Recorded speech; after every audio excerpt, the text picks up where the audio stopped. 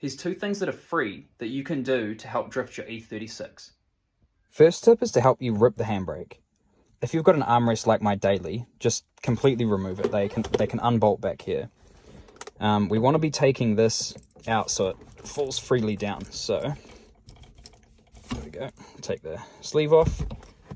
Oh, hold up. I'm on a hill. That was dumb. Okay, we're in the drift car. So undo this thumb button.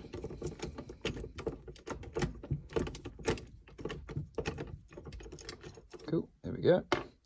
And you can take this spring out. Once the spring's out,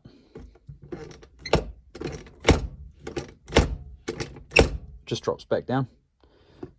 You can screw that back on if you don't want to catch your hand on the end of this. And anytime you want a handbrake again, you just either put the spring back in or pull it up and pull that out. Simple as that. Lift it up. Now the next one is how to add a bit of extra camber in the front. I'll explain why camber in the front can help when drifting later.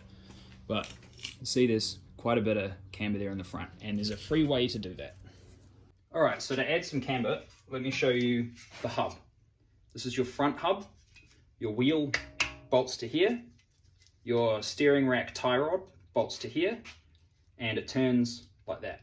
That's how your front works. Now your front shock bolts to here and through here. I don't have a front shock, but I'll show an example with the rear. Like that. So it turns like that and goes up and down. Now you're trying to add camber, so you want the wheel to be like this. What you want to do is grab a couple of spacers and put one here and here. I recommend like a 3mm spacer or something like that. And just as an exaggeration on what you're going to achieve is if you add spacers on those bottom ones, it's out like that. This is exaggerating. But I think 3mm should end up being 4 degrees camber, maybe 5, especially if you've lowered your car. But you also, just remember, if you're adding a 3mm spacer to these, you probably want slightly longer bolts. Maybe get one 5mm longer than factory. But that's camber in the front. Oh, the reason camber in the front helps. When you're at full lock, you've got a larger contact area of your tire. Basically, when you're drifting and you're at full lock, it gives your outside wheel more of a flat surface, so more front grip.